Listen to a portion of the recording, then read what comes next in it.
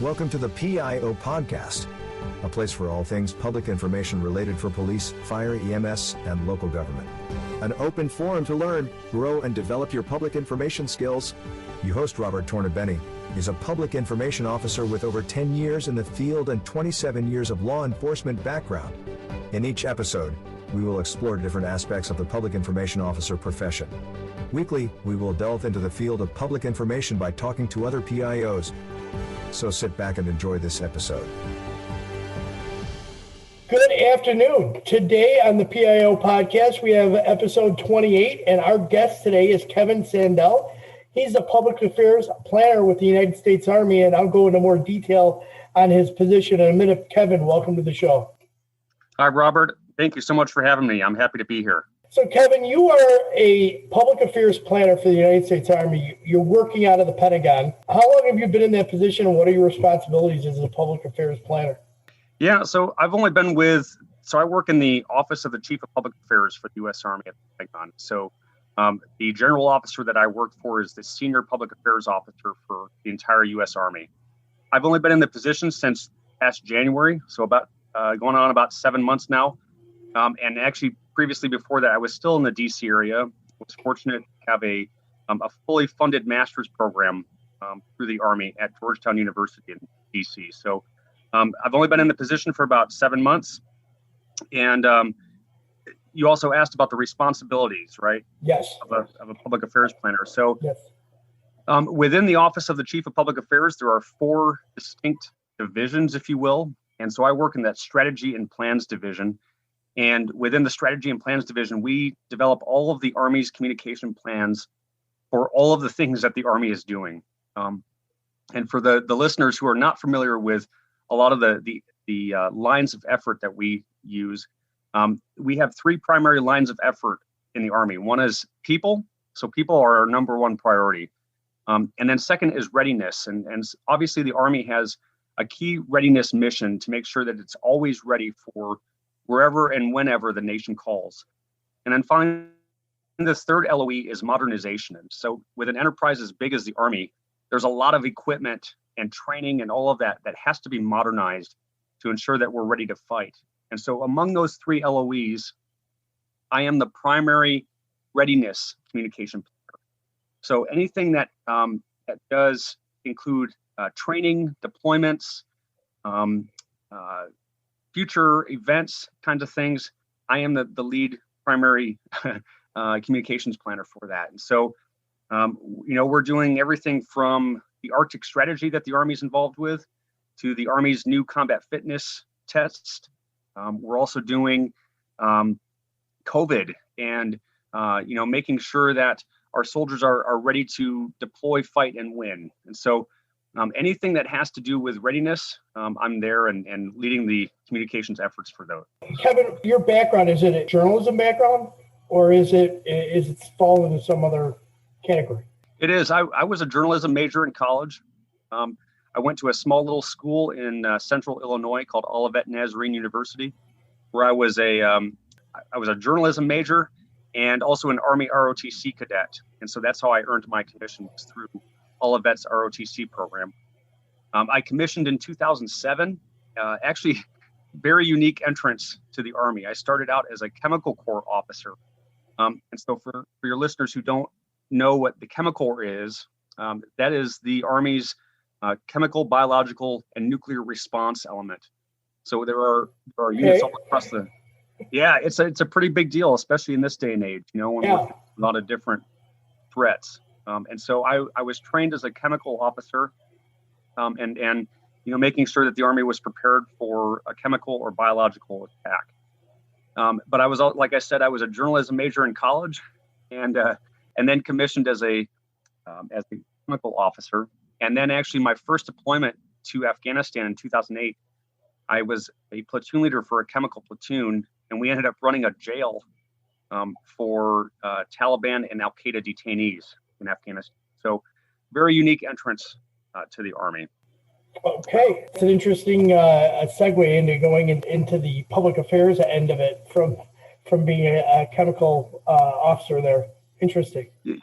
You're exactly right. And I was really fortunate enough to see all the different things that the Chemical Corps can do in terms of homeland defense and making sure that the Army is prepared for a sea-burn attack.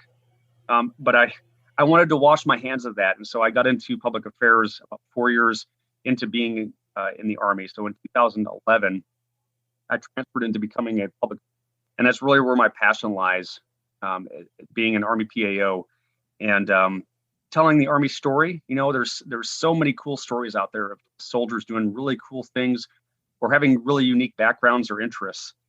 And so being able to tell that story has been awesome. So for the last 10 years, I've been an Army PAO all over the country, served at Fort Campbell, Kentucky, Fort Drum, New York, Fort Hood, Texas, Shaw Air Force Base in South Carolina, and now here at the Pentagon. And then have also had an opportunity to deploy 3 times overseas, twice to Afghanistan, and then once to Kosovo. Well, again, thank you for your service, for everything that you've done for this country and continue to do in your ongoing service to the Army. I appreciate that, Robert. Thank you so much for your support. So I see that you published a number of articles as a public affairs officer. One in particular caught my eye when I was doing the research on you. And the title of the article is Army PAOs Hold an Overlooked Strategic Seat at the Table. And the at the table's in quotes. So can you give me a little bit of enlightenment on that? And then I'm going to throw some questions at you based off of what I came across when I was reading the article. Sure. Yeah. So I think at the table, we all kind of are familiar with that conference room kind of feel. And then it's the people who have the most important role that generally get a seat at that table. And then, the outliers, the supporters are the ones that sit around the wall. And so as public affairs officers or public information officers, we have to fight to make sure that our voice is heard and that the advice that we're giving to that incident commander or that unit commander earn us a spot at the table. And so we want to make sure that we are providing good counsel, good advice to our overarching boss, whether they're in the civilian realm as a incident commander or a police or fire chief, or in my realm in the military as the unit commander. And so, it's a lot of making sure that you are coming to that table as a reliable source, that people trust you, that you have a proven track record of establishing relationships with your key stakeholders. So in the military, that could be everybody from the U.S. Congress, all the way down to potential recruits that are joining the military.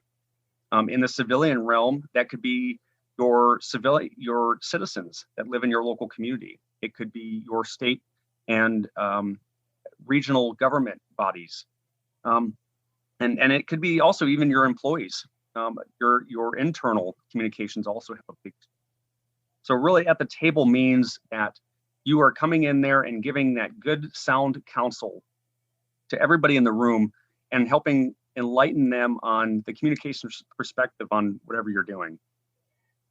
Kevin, thanks for bringing that up, because I think that this is an important thing for all public information officers or public affairs officers to be aware of, that they have to work to get to that to the table, and they have to make sure that their leaders understand that they have a strategic benefit to the organization, whether it's the military, police, fire, local government, whatever it might be. So thank you for actually writing the article. It was actually very I really enjoyed it, and I will, when I do the show notes, I'll put the link to the article so that the listeners can read it themselves. Sounds great. So you talked about the impact of being a PAO as a public support and deterring adversaries. Now, the reason I'm asking this question is this is very common for what a public information officer deals with in the law enforcement perspective. Being able to balance public support and then at the same time being able to provide information to the public so that crime doesn't occur or you reduce crime in a community. So how, from your perspective, does that impact? So I think in our current information world, in our current information environment, as we call it in the military, we're seeing, a lot of what we call mis and disinformation out there on social media. And so that misinformation is information that may not necessarily be correct. It's not being done intentionally, but it's just out there as kind of just kind of to sway your opinions kind of thing. That disinformation is that purposeful intent to mislead somebody. And with social media, we're seeing a lot of that happening. And we're also seeing an abundance of real websites with fake news on them, fake news headlines and things like that. And we're also seeing in our country and around our world, we're seeing media literacy decreasing. What I mean by that is that people are taking what they see on Facebook or on their TV news with face value, and they're not really analyzing it or taking it from multiple sources. And so they're getting a very one-sided perspective. And so at PIOs, it is imperative that we always tell the truth, regardless if the truth is bad or makes our organization look bad. We need to tell the truth. And so that is one of our mantras in the military, is that we must be first with the truth. We have to be proactive about telling our story. And even if that makes us look bad, there's always room for improvement wherever we go. And so making sure that our stakeholders know that, yes, we screwed up, or yes, this is what we're going to change. And here's, the way forward kind of thing. And I think by beating our adversaries, our strategic competitors in the information fight, we establish credibility and ultimately diminish as adversarial information fight. I agree with you, and especially in this day where social media and the news that runs through social media can be easily distorted. As a PIO, you really have to be on top of how quickly that can get spiraling out of control very easily. Absolutely. Your unit, and particularly you, were involved in with the media as part of the court martial for Major Hassan down at the Fort Hood base. How was dealing with that during that time? What was that like? Yeah, so having been in the public affairs field for 10 years now, that one experience working the trial for Hassan was probably one of the defining moments of my public affairs career. Just because you're exposed to so many different concepts of media relations, even of community relations. That shooting happened in 2009, an extremely tragic event for Fort Hood and the surrounding community. When we were doing the trial, that was actually 4 years later in 2013. So at the time, Major Hassan was being transported from the local county jail where he was being housed, and he was flown every day via military helicopter from the jail to the courthouse there on Fort Hood. And so, from the moment that we would pick up the media every day, all the way until the end of the night when they were done for the night, it was a very unique experience. And having the courtroom on Fort Hood, also had some challenges for the news media. It's not like where you're out on a public street or something like that, where media can just walk up to your scene and start talking to people. On a military installation, they have to get escorted onto base. And so we would have to meet all of our news representatives for the day at a local parking lot, and then, escort them onto base. How many agencies, can you give a scope of how many, the bulk number of agencies that you dealt with, media organizations? Yeah, so initially when the trial kicked off, there was a huge media interest in it. We had over 100 news reporters there from about 60 organizations, including all of the tier one, network channels that were there.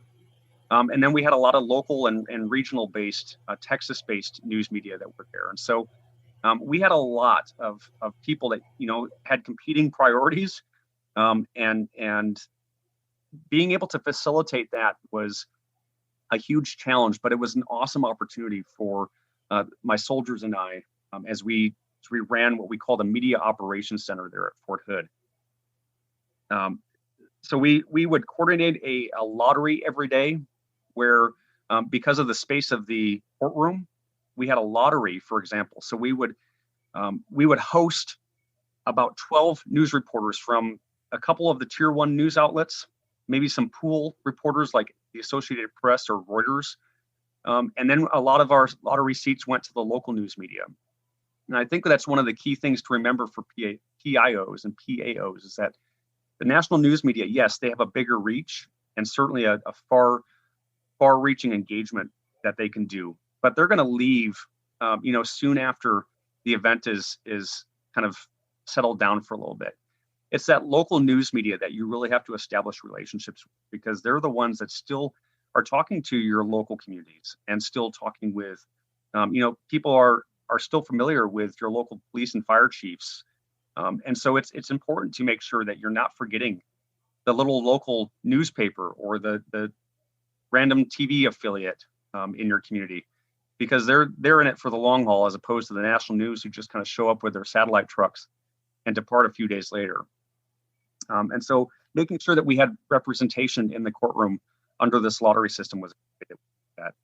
That's great that you remembered to involve the locals, because I think sometimes when the big event happens, and obviously this was about as big as it can get in the sense of the attention it got, especially internationally, we have to remember our locals, because they are our bread and butter when it comes to connecting with the community that you serve. You're absolutely right. And a lot of those relationships, I'm still in touch with reporters from those news outlets, 8 years later. And it's been awesome to see and have that experience that we all had together as kind of our founding relationship. Robert, there were two more things I wanted to mention about media relations. Please do. Absolutely. With the Hassan trial. And so one thing was we would issue a daily press release. And so we at the Media Operations Center would kind of draft this press release, and it would talk about the day's proceedings in the courtroom. And so Hassan was there in the courtroom. He was interviewing witnesses himself. He was defending himself, representing himself, I should say. But as part of that release, when we did that daily press release, we would have our legal advisors look at it. And that's imperative for a thing of this nature, where you have legal proceedings that are going on. And so you had to make sure that language was correct, that the way that we were referring to him as a defendant was correct. He still had legal rights that he was afforded, especially being a defendant. And so we had to make sure that we had a legal review on every press release that went out. And then the second thing that was very unique was because, as I mentioned before, he was flown in every day due to security concerns. He was flown in from the local county jail into the courtroom there on post at Fort Hood. Well, typically every day the trial would conclude around 5 or 5:30 p.m.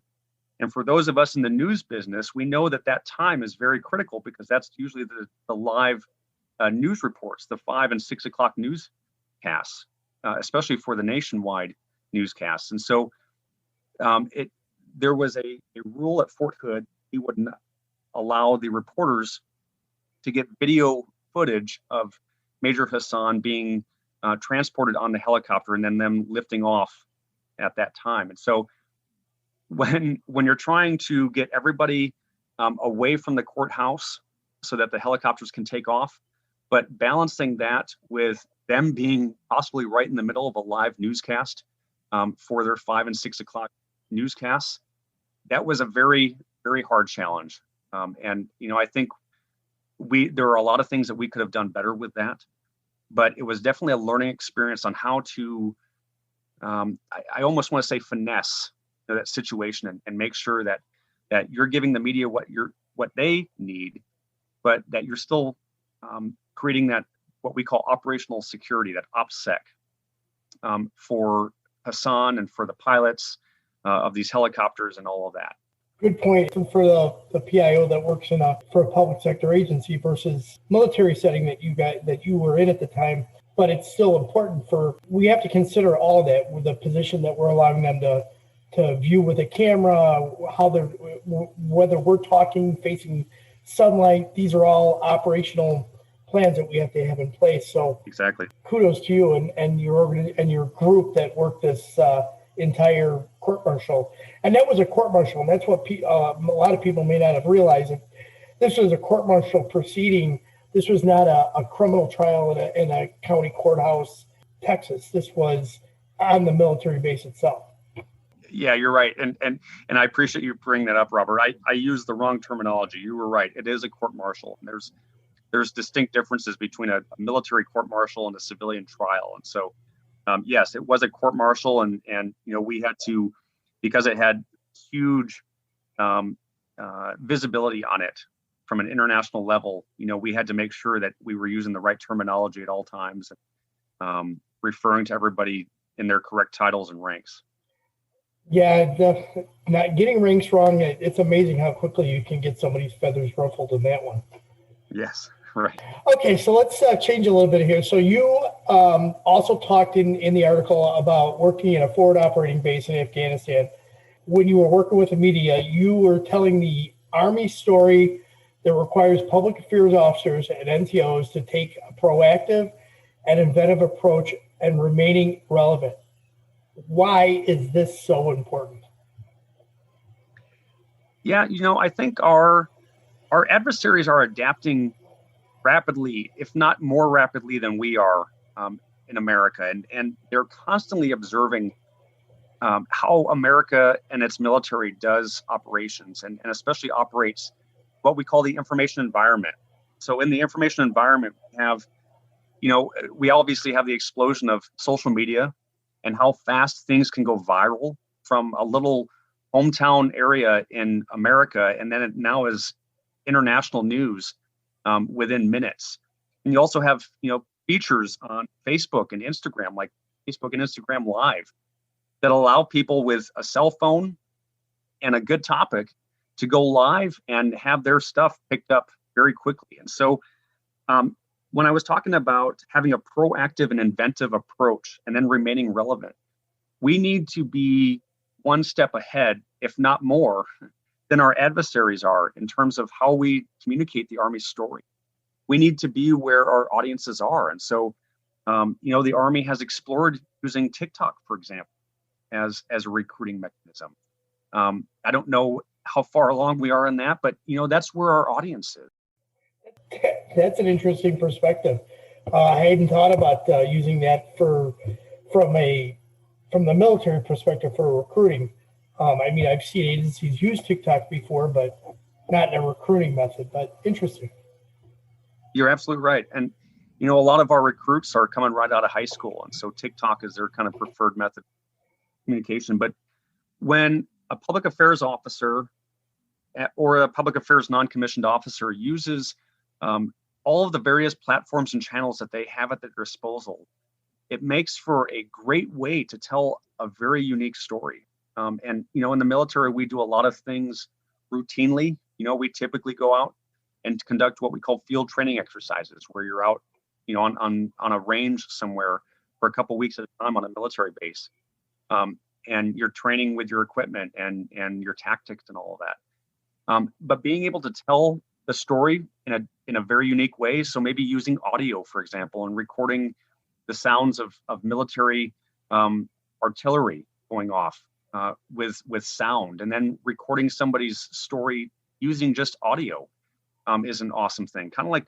a podcast, having a podcast and developing a podcast for your unit and saying, hey, we've got soldiers that are listening to podcasts when they're off duty or whatever. Why not have a podcast that focuses on your unit and telling the interesting stories of soldiers in your unit? So I think when you take a proactive and inventive approach, telling the story, you're creating a bond with your audience. You're creating, they look forward to the opportunity to see your content, whether it's on social media, whether it's a video product, or whether it's a multimedia product.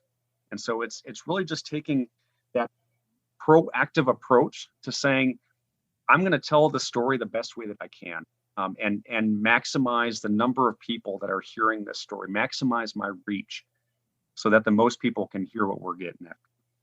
Excellent. Thank you. Lastly, in this article, there was a quote that I took out of here. It's a public affairs officer is one of the Army's most unique job specialties. It must always strive to be starters, not bench warmers in the information fight gridiron.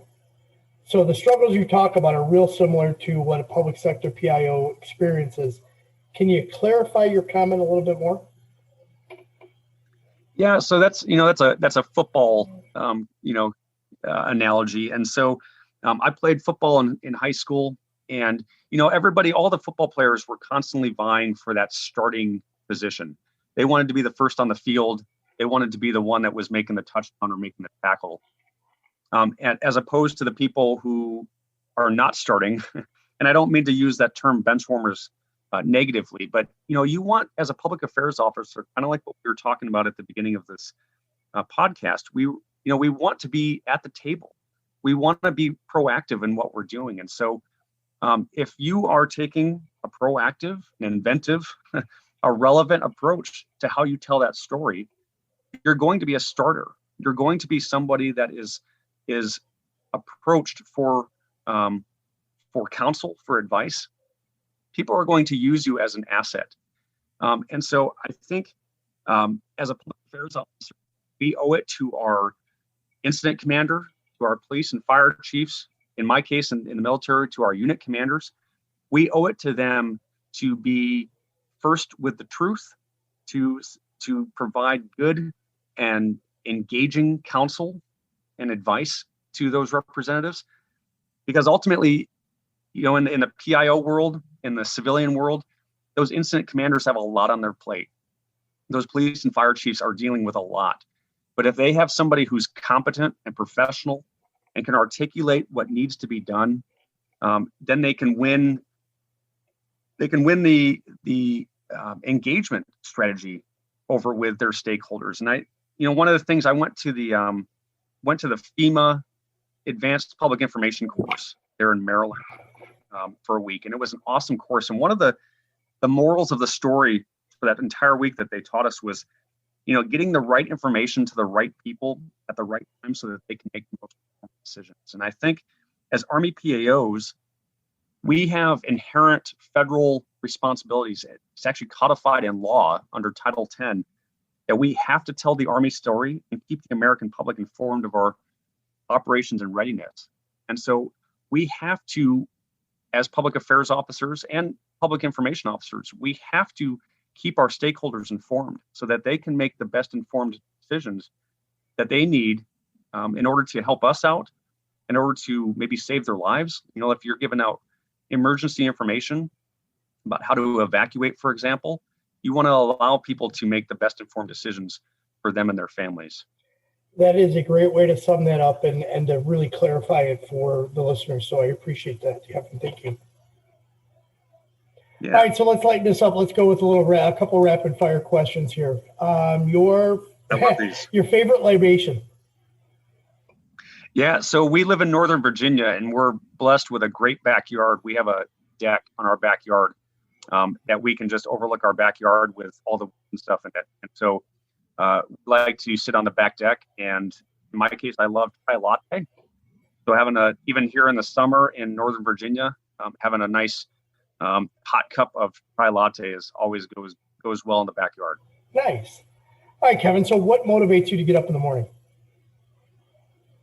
As we talked about in the podcast, U.S. service members have an awesome, there's an awesome eclectic mix of U.S. service members, and they represent American society. And so U.S. service members come from a lot of different backgrounds and ethnicities and have a multitude of interests. And so each of them has volunteered to defend their families and their communities and our nation. And so I love being able to link up with those soldiers and telling their story. And for example, I had some soldiers that were from Iraq and had joined the U.S. military after seeing what the U.S. military had done there. They wanted to be a part of the U.S. Army. And so they served in a very critical job specialty in the Army where their language skills and their ethnic background were able to help the U.S. Army complete its mission there. And so finding those unique stories,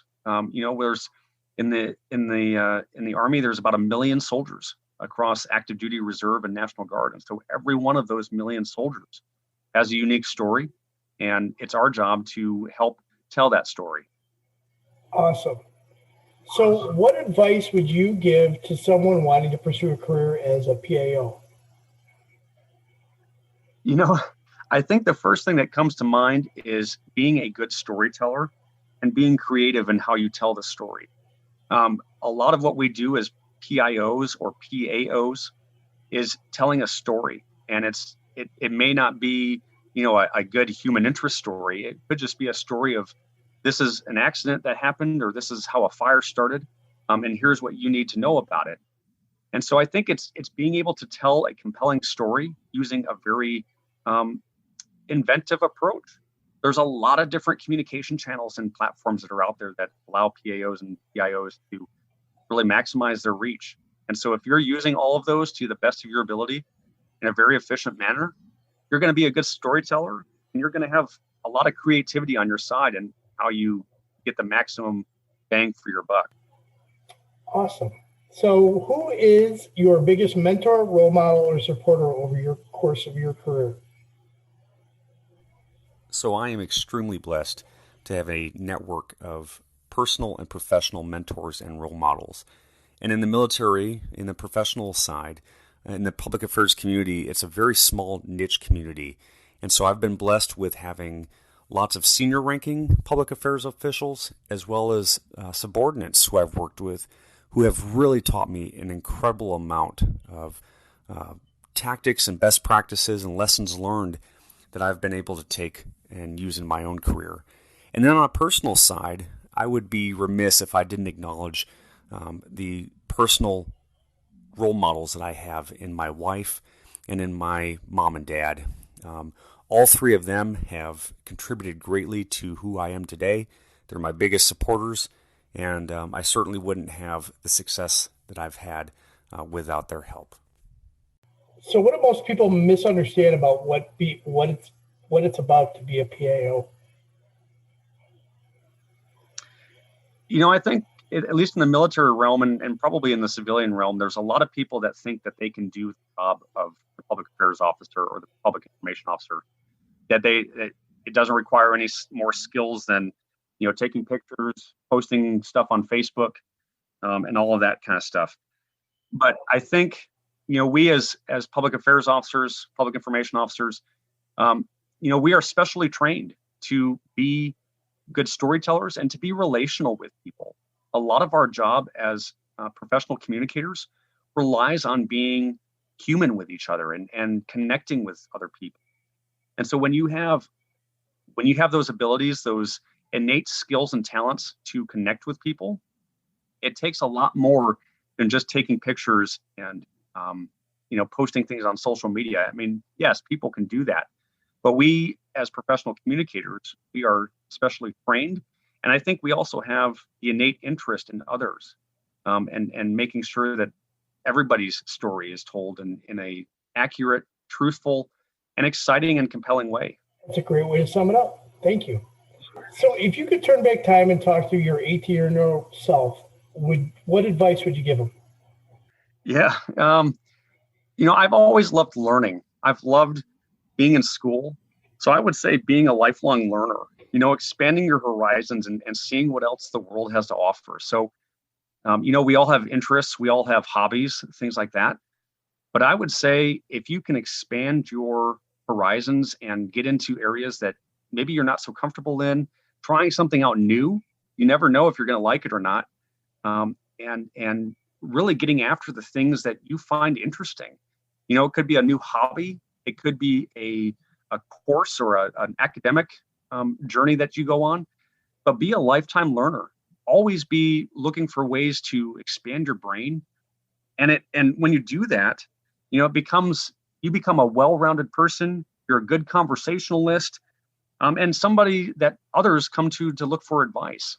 When you have kind of that good assortment of experiences and knowledge, whether it's street smarts or book smarts, people will look at you as an advocate, and they'll see you as a trusted representative to a question that they may have. Thank you, Kevin. I appreciate those final comments. So, final thoughts here. Anything you'd like to share? Anything else? Robert, I think, I would say I love what I do. I am very passionate about being a military public affairs officer. I found that most professional communicators, whether they're in the military or in the civilian world, thoroughly enjoy telling their organization's story and are passionate about their career. They're passionate about being the face of that organization to the broader audience.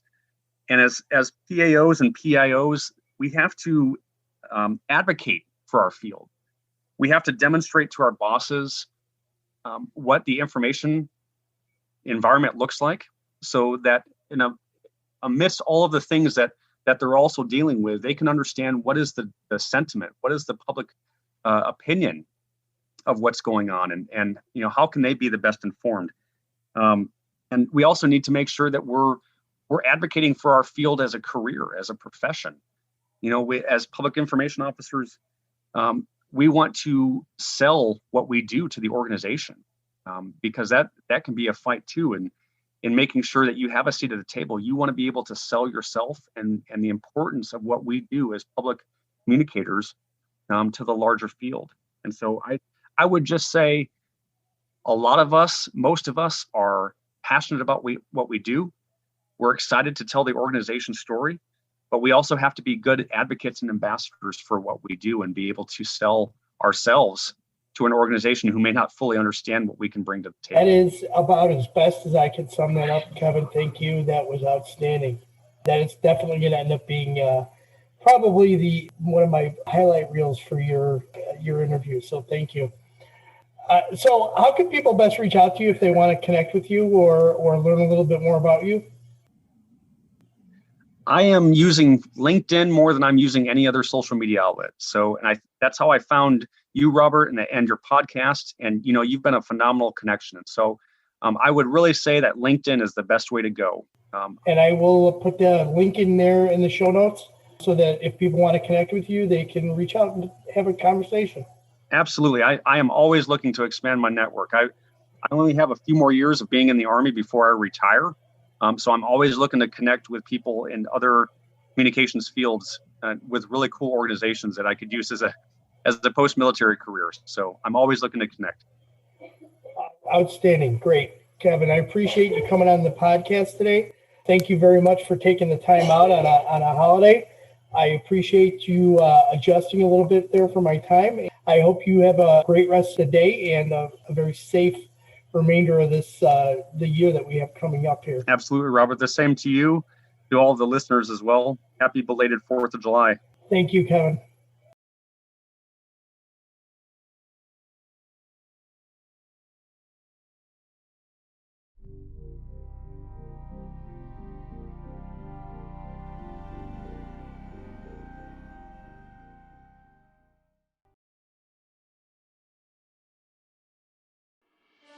We hope you enjoyed this episode.